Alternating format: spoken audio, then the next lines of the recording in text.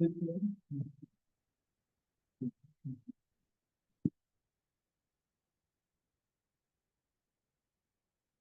go. There we go. We can lift. Yay.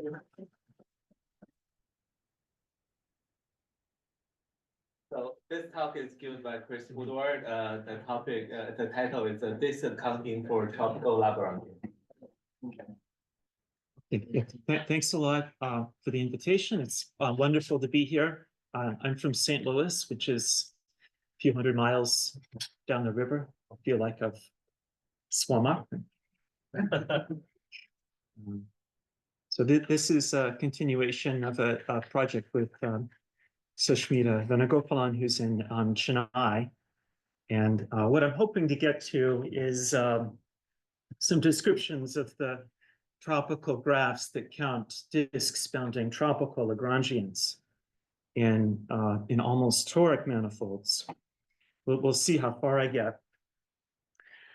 So a typical theorem is suppose you have a compact spin monotone tropical Lagrangian in a Del Pezzo surface. I'll say what I mean by tropical later. Del Pezzo surface, for those of you that don't know, just means I take P2 or P1 times P1 and I blow it up some number of times, and then I equip it with a monotone symplectic form. And I want to count disks bounding this kind of Lagrangian. Sometimes disk counts are not well defined. They depend on the J, but sometimes they are. So one particular example is if I do the disk potential of L, that counts the Maslov 2 disks passing through a generic point, then I get a function on the space of local systems. That's called the disk potential. If I do a Lagrangian sphere, then it's just an integer. There are no local systems. And so the theorem is supposed to be that WL is a sum over tropical graphs with the contribution coming from each graph coming as a product of vertices with some multiplicities. This is the kind of formula which was introduced for holomorphic spheres in P2 by Mikulkin. And so there's some Mikulkin type formula. This is not really the formula. Again, just like in the previous talk, there's some perturbations that you have to do to put everything in general position. And I'm just going to ignore those kind of questions about general position for this talk. The main goal is to try and discuss what kind of multiplicities occur. I don't think there's anything particularly original about the whole project. It's just you have to go and compute them. Doesn't seem to have been done before. So here's a typical thing that we'd like to understand. So if you look at the quantum cohomology of Del Pezzos, then they have a spectral decomposition coming from the quantum multiplication by C1. Some people call this the Dubrovin-Kontsevich spectrum. And this table shows the approximate values.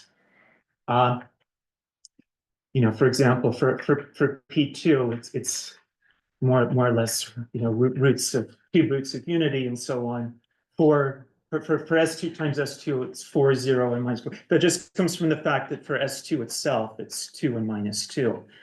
And one thing I want to emphasize is that the results of this talk are supposed to explain how you compute these spectral decompositions without actually having to compute the spectral, the quantum cohomology of these Del Pezzos, which is actually not that easy. In particular, there are a lot of integers in this table, and you can ask, in the case where there is an integer, does that corresponding summand in quantum cohomology come from a Lagrangian sphere? And I'll show you that a lot of times it does. So just before I keep going, I mean, it's important not to, I think, oversell or undersell these techniques. I mean, for a long time, I was sort of skeptical that these tropical techniques would really be useful in higher dimension. Yeah, I mean, it doesn't work that often in higher dimension. It works really well in dimension 4. But it sometimes works in higher dimension. I'll give some examples later. And it's just something I think everybody should have, who's doing this kind of curve counting should have in their toolbox. Okay, so let me go back to the Mikulkin formula. So any questions before I go back to the beginning? So the history, Mikulkin introduced a formula for counting holomorphic spheres as a sum over tropical graphs. So typically what you do is you introduce a bunch of point constraints and you ask how many, for example, holomorphic spheres pass through those given points. So this is an example for P1 times P1. And I'm counting here holomorphic spheres of degree by degree 1, 1. And such a map is just the graph of an automorphism of P1.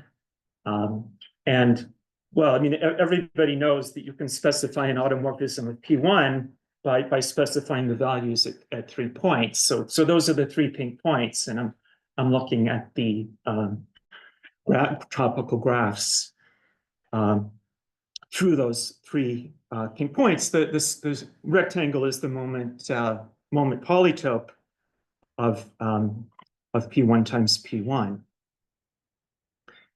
And so he has various multiplicities here. This was generalized to toric varieties by Nishinu-Siebert. You don't really need this factor here is the order of the automorphism group. You don't really need that in this case.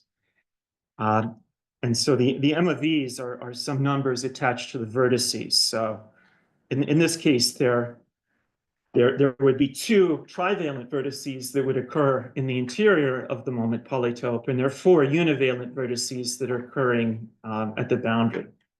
Oh, yeah. Do I need to know exactly what rules that you're allowed to do? So I'm going to explain. Yeah.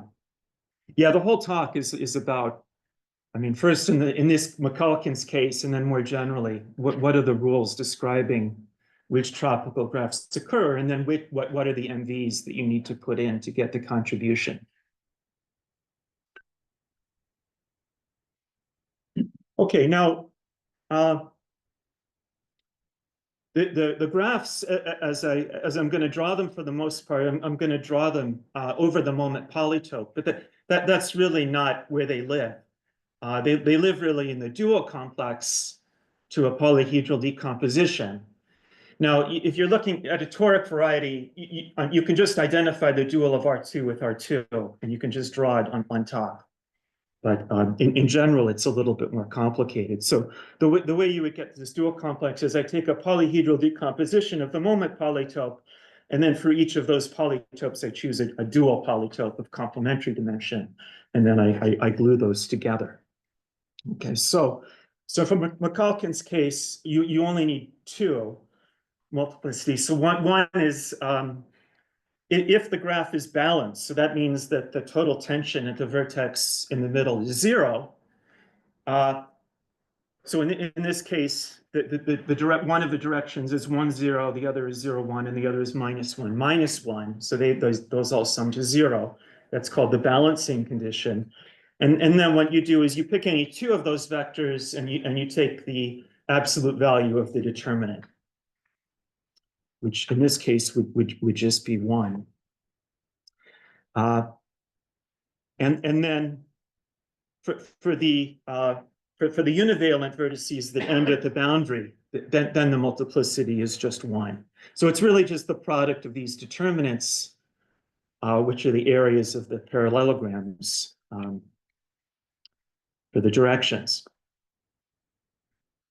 So going back to this case, these vertices would both have multiplicity 1 in the middle, and the univalent vertices also have multiplicity 1. So the total count is 1. So that's telling you that the number of automorphisms at P1 with the given fixed values there's just a unique 1. Okay, and the original proof was rather explicit. It started with this observation of Kapranov that in a certain limit, the holomorphic curves approach tropical curves. Brett Parker gave an SFT style proof using multi-directional symplectic cutting, and that works he's working in the closed case, and then Sashmit and I did a version which also works for holomorphic disks bounding Lagrangians. And it also applies to things like almost toric manifolds. So what does the SFT style proof look like? Well, you take a polyhedral decomposition. Here I'm just dividing the rectangle into 4 pieces with these 2 blue lines. And then you stretch in these 2 different directions. So it's a sort of multi-directional neck stretching. There's a vertical neck stretching and there's a horizontal neck stretching. And then you just look at what the holomorphic map converges to as you take a sequence and you take longer and longer necks, and it converges to some picture that maybe looks like this. There could be a blue piece which maps to the neck, and there could be the 4 green pieces maybe matched to the original pieces where you weren't stretching the neck. And so you form a graph out of that by assigning a vertex to each of these pieces in the limit. And this neck piece that occurred in the middle, this comes with some additional data. Namely, you can look how far along the neck in one direction it appears versus the distance along the neck in the horizontal direction.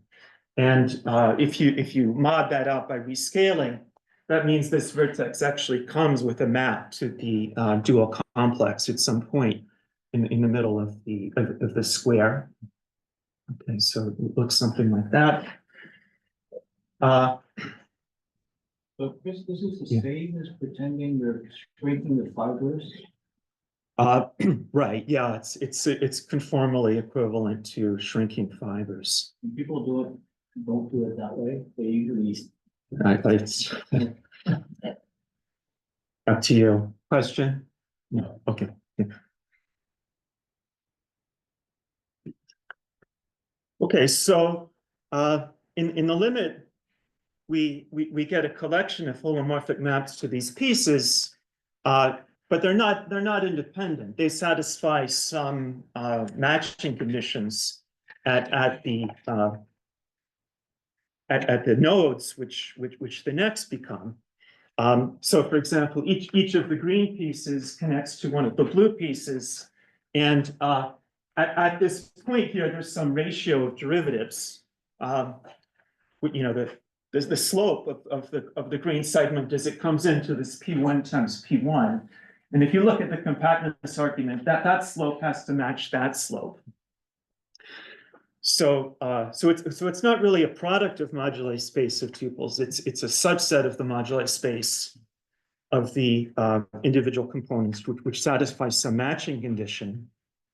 But there's a special feature which happens in the case of 4 manifolds, which is that you can actually get down to an honest product rather than a fibered product by imposing additional constraints. It's just that if you're looking at a situation where you know that you have a dimension 0 moduli space in the end, and you're taking the product of 2 moduli spaces over something that's 2-dimensional, well, you know, it can either be a 2 times 0 fiber product over 2, or it can be a 0 times 2 fiber product over 2. So one of the spaces on one side has to actually be rigid, and it's essentially imposing a constraint on the other side of the fiber product. So if you take the one side that was rigid and you use that to define a constraint for the other side, then this moduli space is actually just an honest product, and it's a union over all possible tropical graphs that you get in the limit. And now, if you were just trying to count these with some sign, the count of the original elements on the left-hand side will be the count of the elements on the right-hand side by a standard cobordism argument that occurs all the time in Floer theory. And this is pretty special to dimension 4. In higher dimensions, there's a way of splitting the diagonal like this, that occurs in some work of Fulton and Sternfels when you have a diagonal class in a toric variety, but it's much more complicated, and that really limits how useful this is when you go above dimension 4. Go back one slide. Yeah. Why is everything happening at the corners and nothing along the edges? It could happen on the edges too. Yeah, this is just an example. Yeah. Any other questions? Why could it not be 1,1 type of straight line at the hyperbola? Just because you know something is always true. Yeah, in this case, we're just doing spheres, so everything is even dimensional.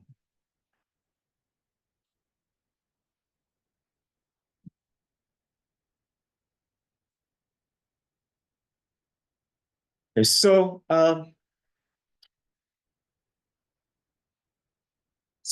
you know, in our paper we do some almost toric examples as well. So in almost toric examples, there's some focus singularities, and there's an additional multiplicity that you have to allow univalent vertices which map to the focus singularity, and there the contribution of the focus singularity is a -1 to the d-1 over d squared. This is a multiple cover formula which appears in the algebraic geometry literature, and it also occurs in Lin's paper on K3 surfaces.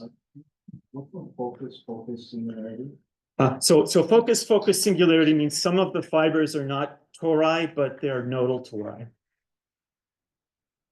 So like in the spherical pendulum, if I take the standard integral system is the energy and the angular momentum around the axis of gravity. And then in a spherical pendulum, there are two critical points of those two combined functions. There's the stable equilibrium and the unstable equilibrium. And the stable equilibrium is an elliptic fixed point of that flow, but the unstable equilibrium is called a focus focus singularity. And that level set of the unstable equilibrium, it's not just that state in the spherical pendulum system. It's all of the states with the same energy, which if you think about it a second, if you just perturb the unstable equilibrium of the spherical pendulum so that it's sort of pointing very close, I have a flow line that goes from the unstable equilibrium all the way back up. I can actually draw this maybe. So I have the unstable equilibrium of the spherical pendulum looks like this, and its trajectory is just constant.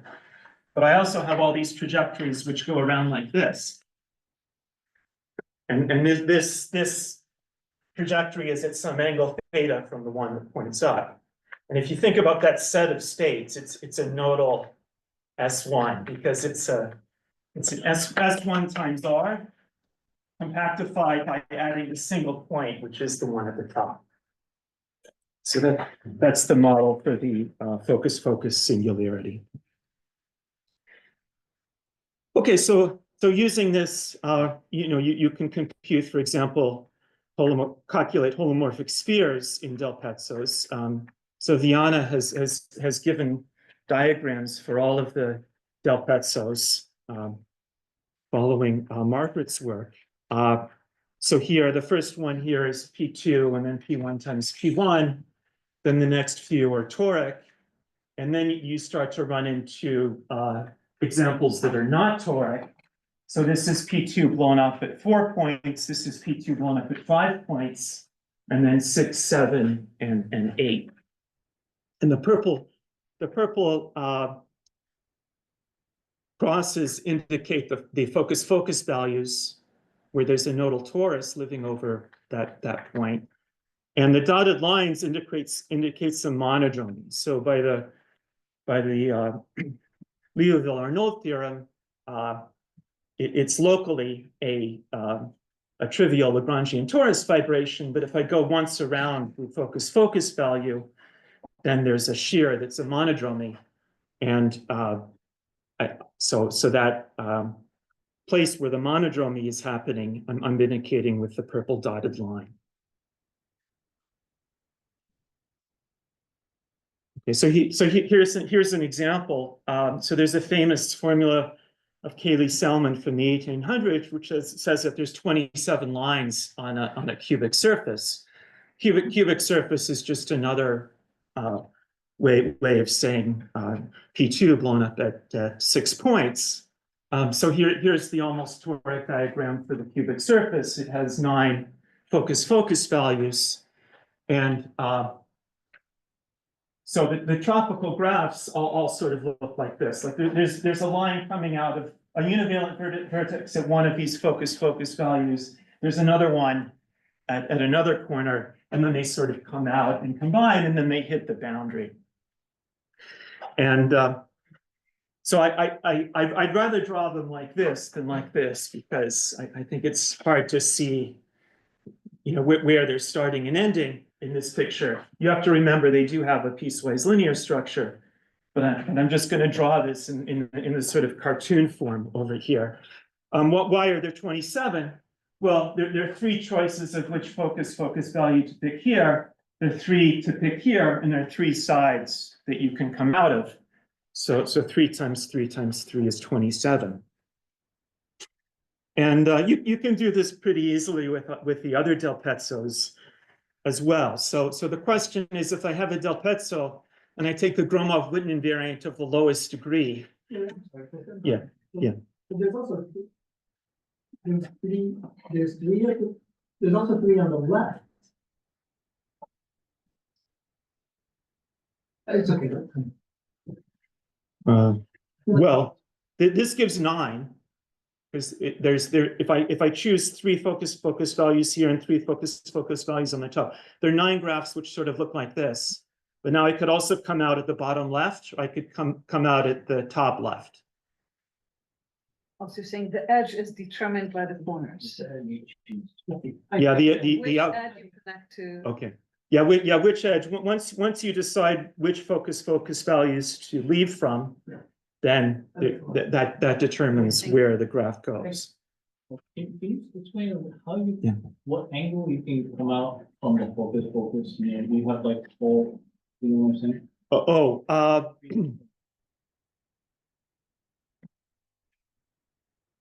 Yeah. Maybe I didn't.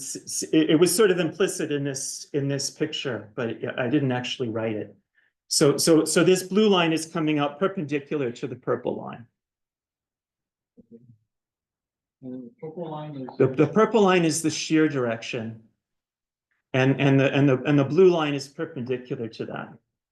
So the way to think about this is that locally it's like a Lefschetz vibration, and you have a vanishing cycle, which a vanishing thimble, which is Lagrangian, coming in from one direction.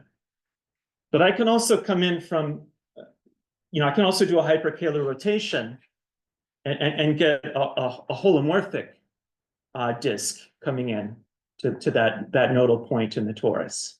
And so these blue lines and purple lines are related by a rotation. One is holomorphic and one is Lagrangian. So the blue is the holomorphic. The blue is the holomorphic one, right? You're saying that along the shear direction. It's perpendicular to the shear direction. Along the shear direction, you have a Lagrangian of some sort? Yeah, the purple thing has a Lagrangian vanishing thimble, which I can even explain that in this case of the spherical pendulum. So the almost toric diagram for the spherical pendulum. Do we have some red or chalk here?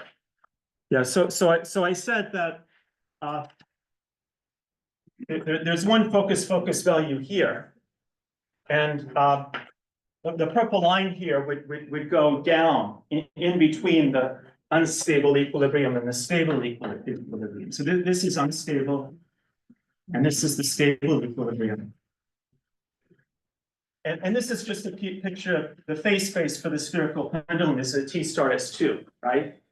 And now you can ask, where does the 0 section of S2, where does this map to in this almost toric diagram? Well, both the stable and the unstable equilibria lie on the S2 with 0 momentum, right? So So it has to connect one of these equilibria with the other one.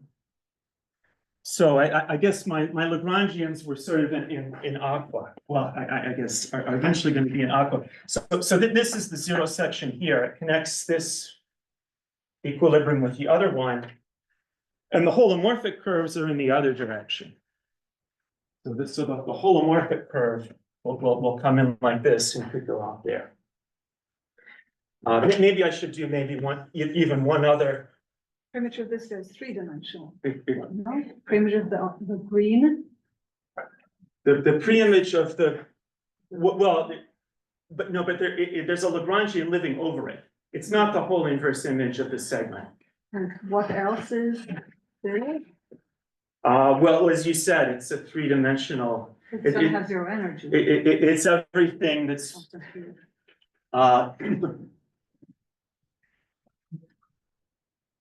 yeah, I mean, there's other stuff with the same energy as one of those states on the zero section because there can be momenta as well, right? These states have zero kinetic energy, but their potential energy ranges from whatever the minimum to the maximum is, right? Mhm. But there are other states which have the same energy as these states and the same angular momentum, which are just have some kinetic energy. Oh, so it's a total energy. Yeah, H is Yeah, the total energy. this- One of the this- coordinates is the total energy. That's right. Thank you. Yeah.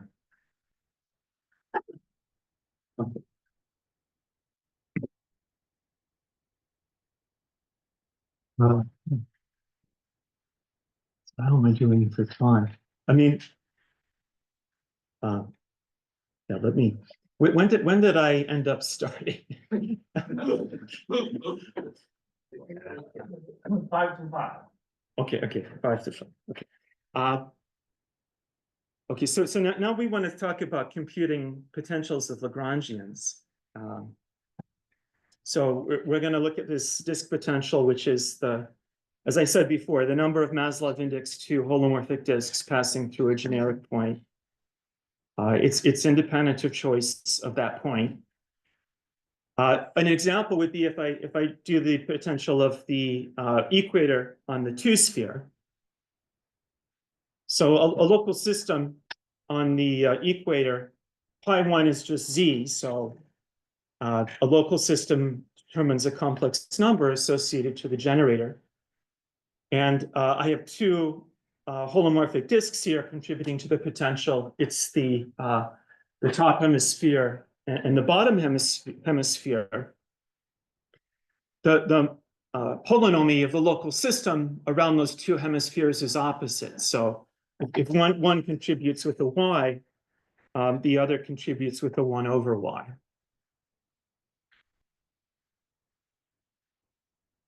And so what are some motivations for looking at this? The WL, it's expected to be something like a chart on a mirror. There's a conjecture of Coates about how to classify faunal varieties by looking at the WLs with certain properties.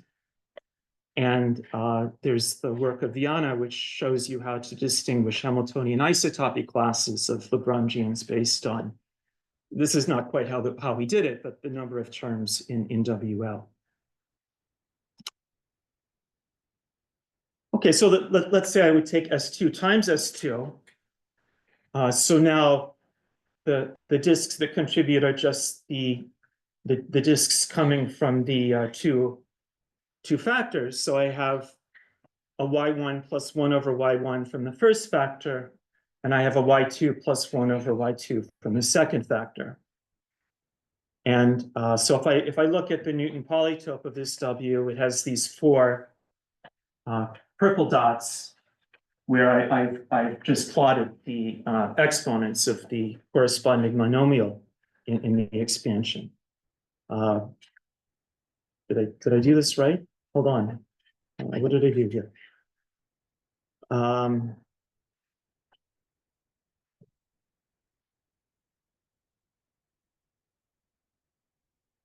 Oh, sorry. This has a typo. It's supposed to be a sum. not a product. Yeah. The picture is correct. The formula has a plus instead of times.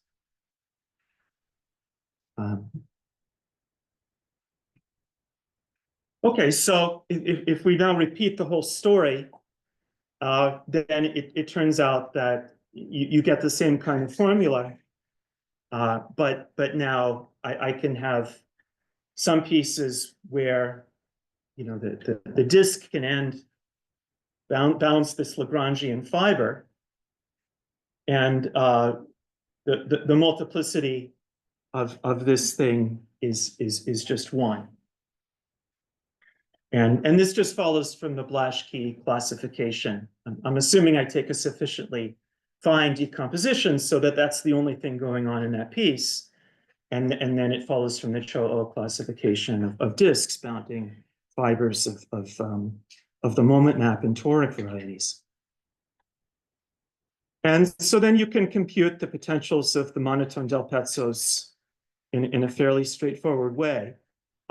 This was computed using Pascal-F-Tonkinov by using some properties under mutation. So the point here is that you can just write down the almost toric diagram, and then you can just compute these tropical graphs, and that tells you what W is. There's a similar paper in the context of the Gross-Sievert program by Bardwell, Evans, Chong-Hong, and Lin. So let's just do an example. So if you go back to Viana's list of almost toric diagrams for the Del-Pezzo surface, this is the degree 4 Del-Pezzo. That means I've blown up P2 at 5 points. And its picture is just the diamond with two focus values near any vertex. That's another way of saying that one way of getting the surface is to take the orbifold toric variety, which has 4Z2 singularities at the vertices, and then just smooth those out. And so the green dot here represents the Lagrangian fiber in the middle. And now I just start writing down the graphs. I have to start here. I have to interact with the focus values, and then I have to end up perpendicular to one of the facets of the polytope. So there's some things that are just like in the toric case. Like I can start here and have no vertices and just go straight out and hit that facet with normal vector -1, -1. But I can also go to the right, and then I can interact with the focus value here. So the shear direction is this one. So the blue line comes out perpendicular to that.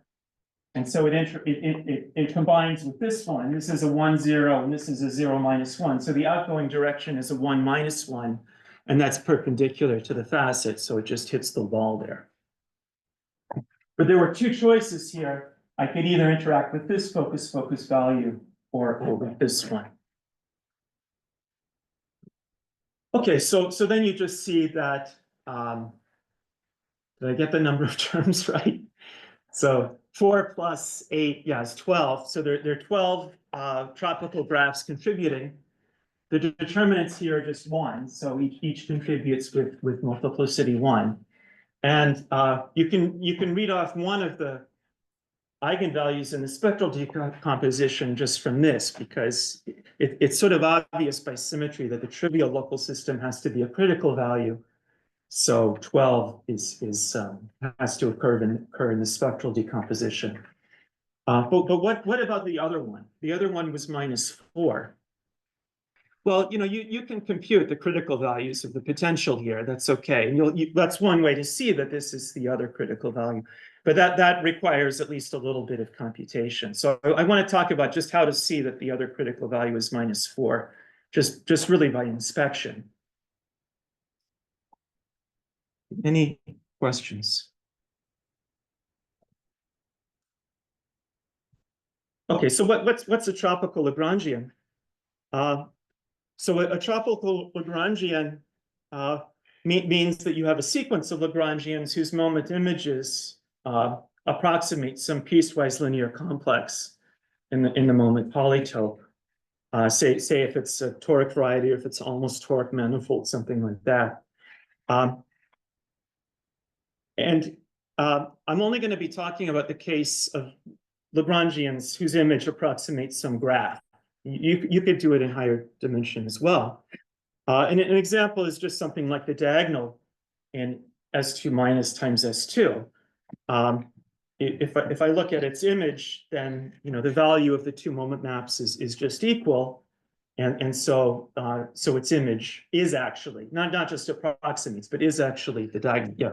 So I'm just a little bit confused about affine structures. I thought Yeah. that there would be one affine structure to build in the Lagrangians and one affine structure to count the holomorphic curves, and they wouldn't necessarily agree.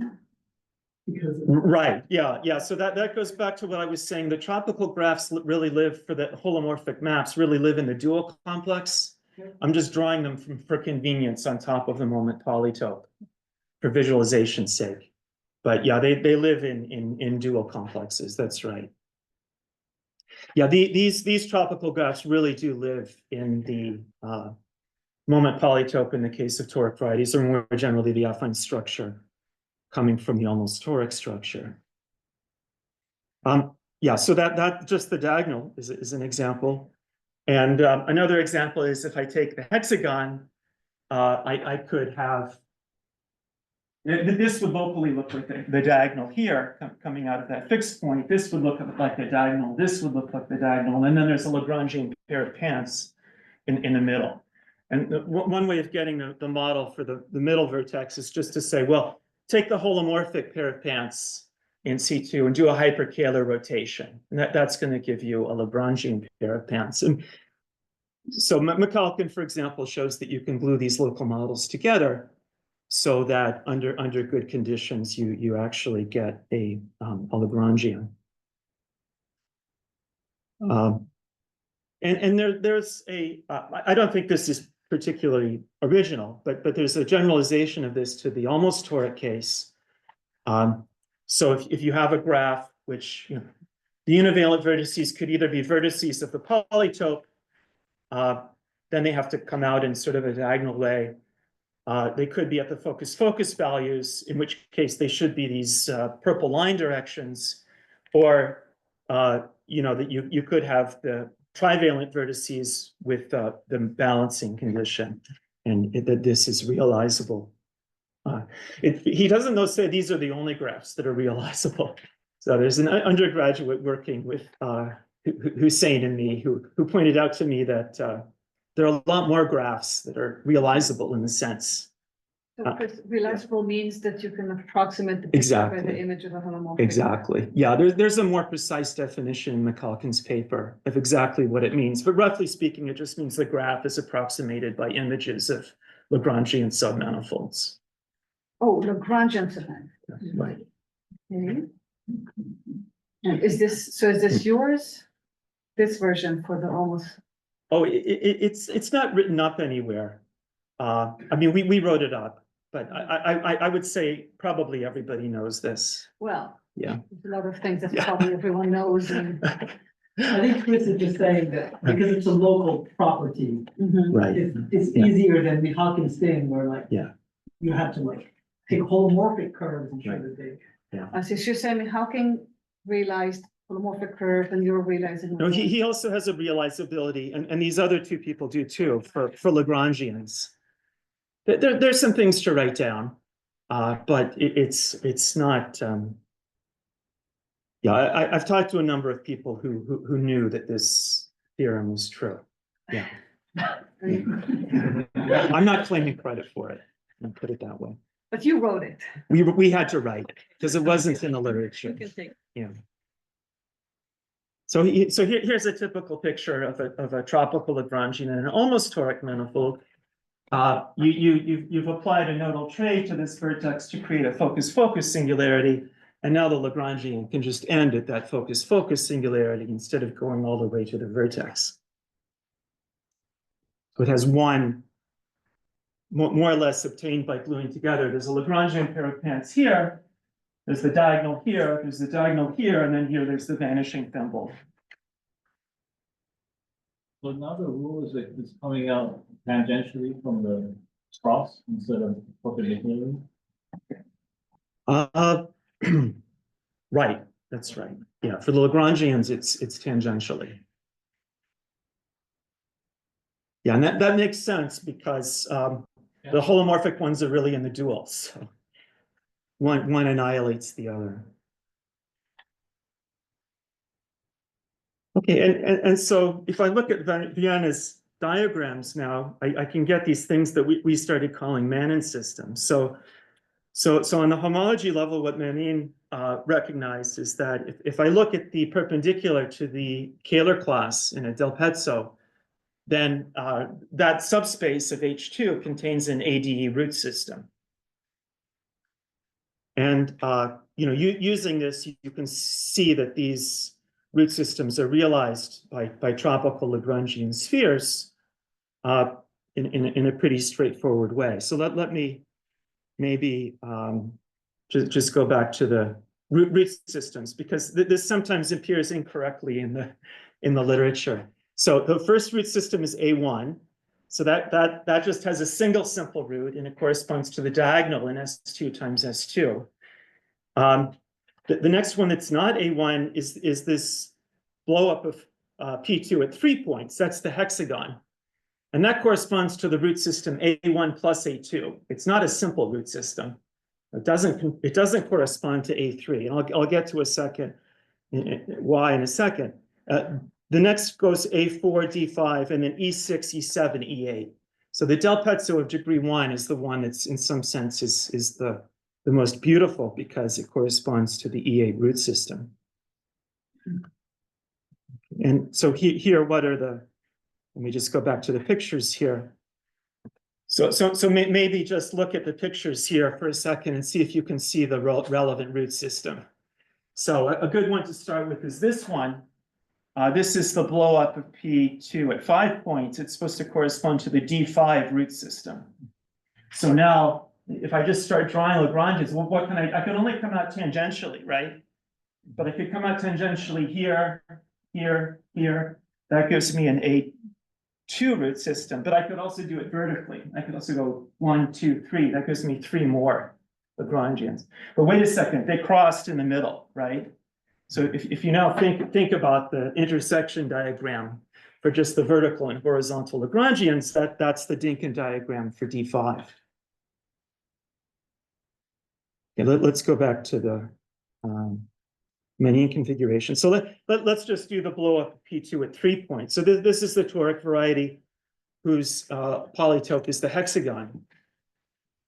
And so here, there's some Lagrangians that I just get by connecting opposite vertices. So that's what it would be. If I just take the diagonal in P1 times P1 and I blow up twice away from the diagonal. And so that Lagrangian, the inverse image, is still Lagrangian upstairs. And but there are 3 different ways of doing that. Those are the 3 simple roots of A2 in Manin's language. But I can also do this thing with the trivalent vertex where I pick 3 of the vertices and then join them by a trivalent graph.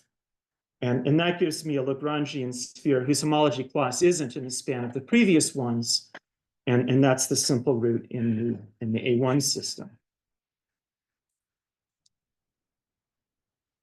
Okay, so we want to be able to extend this kind of Macalkin calculus to compute the WLs for these Manin configurations. There's no local system here, so the WL is just an integer. And so the main theorem of my talk is just what are the NVs in this case. And so one of the things that can happen is you can just have a holomorphic cylinder. Here I've drawn the holomorphic curve as a 2-dimensional thing. And it's bounding this Lagrangian S2, which connects the opposite vertices of S2 times S2. And it can just end on that Lagrangian. It's like the diagonal cuts take the holomorphic diagonal and the Lagrangian diagonal in S2 times S2. One cuts the other one in half. So I can just take half of that, and its tropical graph looks like this. It starts from this vertex and it just ends there. And the contribution of this vertex, which ends at the Lagrangian, is just some sign. It has to do with the spin structures. And yeah, the computation has to do, if you want to think about the way that Fukaya, Ota, Ono talk about holomorphic curves here, if you have the fixed point set of an anti-symplectic involution, disks bounding L correspond to spheres, but the orientation definition is slightly different because some of the constraints get doubled. So on one of those, there'll be possibly a sign contribution. Okay, so this is what I wanted to talk about, which is the holomorphic trouser. So you're taking a holomorphic pair of pants that we had before in McCulkin's paper, and you're just dividing it in half by some Lagrangian submanifold. And so it has two ends. It has a cylindrical end up here in the blue, which is going on the upper right, and then it has a strip-like end in the lower left. And when I draw its tropical graph down here, again, this is not quite honest because they're living in different spaces, but it comes out of the Lagrangian in one direction, and then it's parallel to the Lagrangian in the other direction. And it doesn't satisfy the balance condition, but you have to remember it's half of something which did satisfy the balancing condition. So the balancing condition is still somewhere there, somehow there, but it's just halved.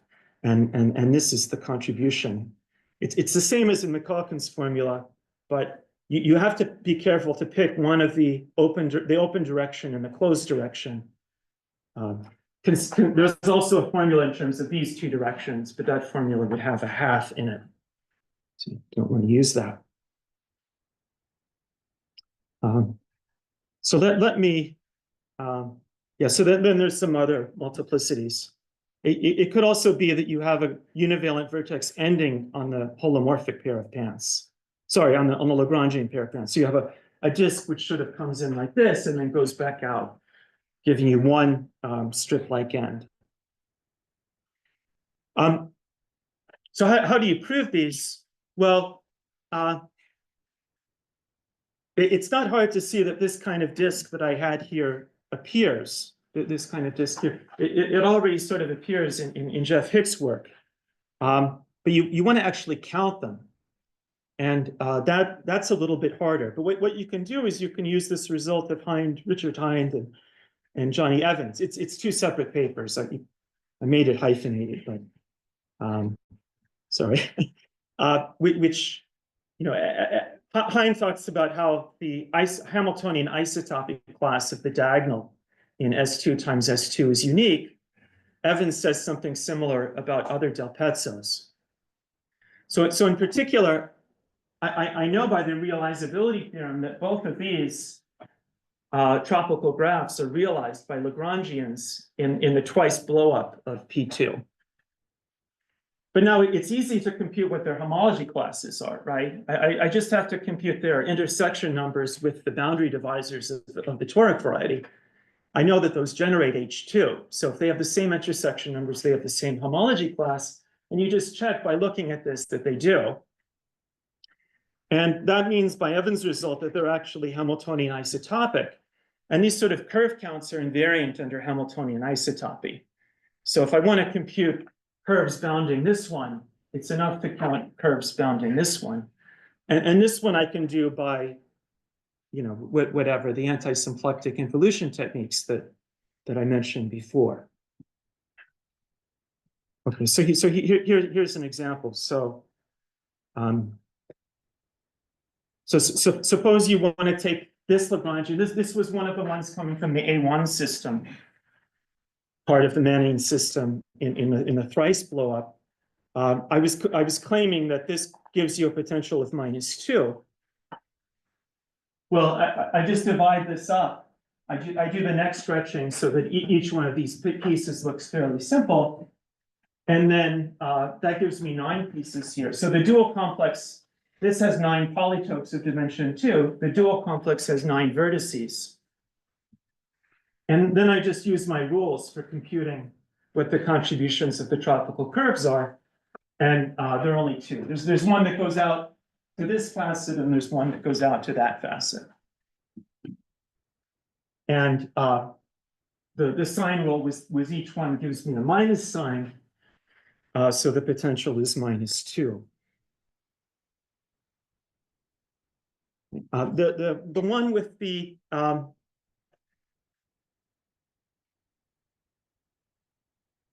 why do I have this one, G? Is this still a hexagon? 1, 2.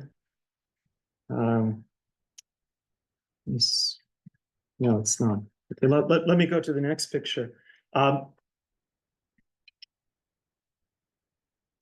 So this was the one that corresponded to the A1 system with just a single Lagrangian having the trivalent vertex. So I have to choose where to put the point constraint. But I know my potential is independent of where I put the point constraint. But if I count disks through any particular point, I always get the same answer. So let's say I put it down here. Now my rules give me a -1 from this one and a -1 from this one. But then there's also one that comes down here, like this.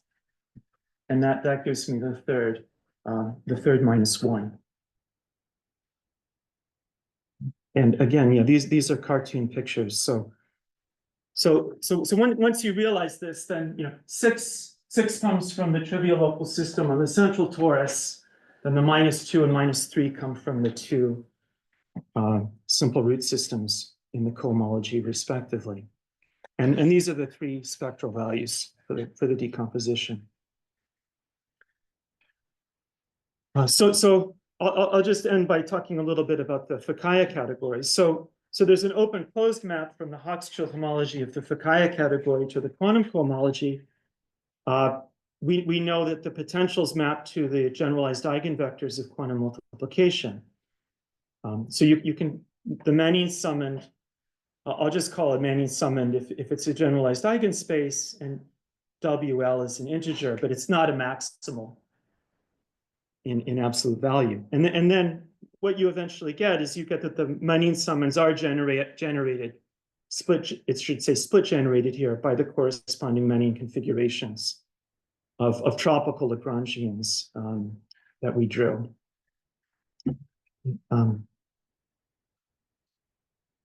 I think that's a good place to stop.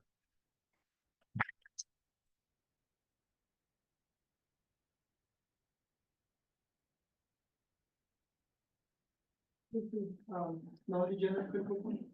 No. So how do you get the money? How do you get the generation if some of them are degenerate? Yeah, so what happens is that starting with the Del Pezzo of degree 4, there start to be generalized eigenvectors that are not eigenvectors. And so those have to come from Hochschild chains of length bigger than 1. Okay, And you have to write down. okay, so there's an additional step where not only do you find the Lagrangian with any value, Yeah. you do something about. You have to find the Hochschild chain explicitly, right?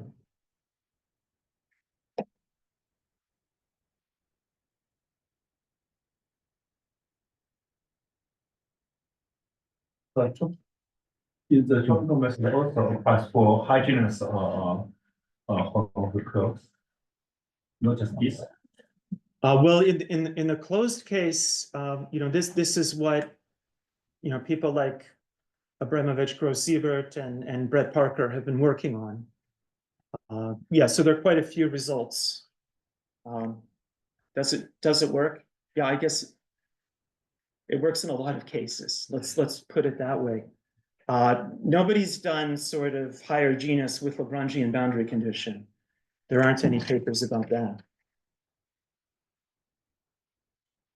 Is this method limited to the target dimension to 4 or Oh, yeah, thank you for asking. So, I had some final remarks. And the techniques work best in, but are not limited to dimension 4. So one of the motivations for us was computing potentials for moduli spaces of flat bundles on a Riemann surface. And there's something very similar to an almost toric structure, which is the Goldman system of flows, which are densely defined. And yeah, you can compute the potentials of those Lagrangians there as well. But there wouldn't be anything like a general formula in higher dimension. I think that would be too much to ask for. It's just that sometimes you reduce what you're doing to just the computation of a few holomorphic curve counts, and you might get lucky and the tropical techniques might work for them. Another example is the Chiang Lagrangian. The curve counts were worked out by Evans and Lakili. It's a 3-dimensional example, but it's actually U1 invariant. So the curves reduce to curves in a 2-dimensional Kähler surface. When you say flat bundles, you mean flat connections, like Higgs Flat SU2 connections, right? Yeah. rotation of Higgs modulus. The unitary version.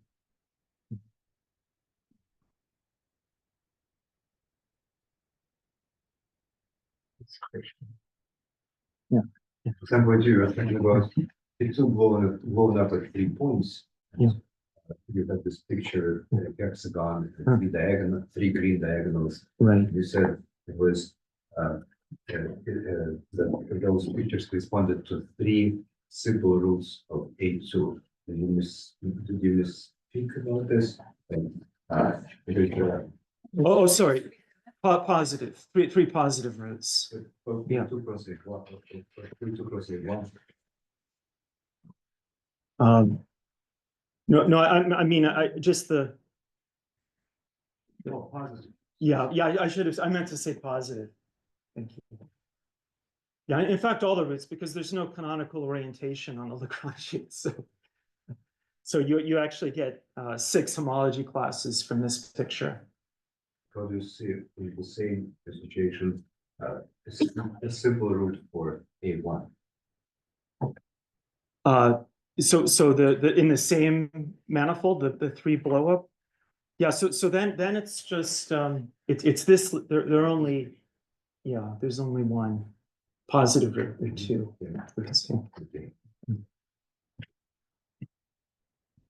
Okay. Let's stand for a second.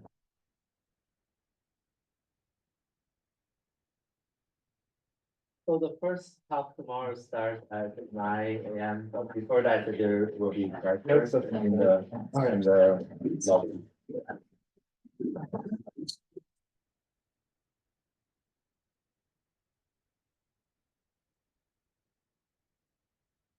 And are you gonna be here tomorrow morning? No, I won't be tomorrow. Do you know whose computer is being used? You should be using this one as well. It'll just be in Vincent 11. Do you have any questions about like anything? No, I mean, I'm just doing this, so.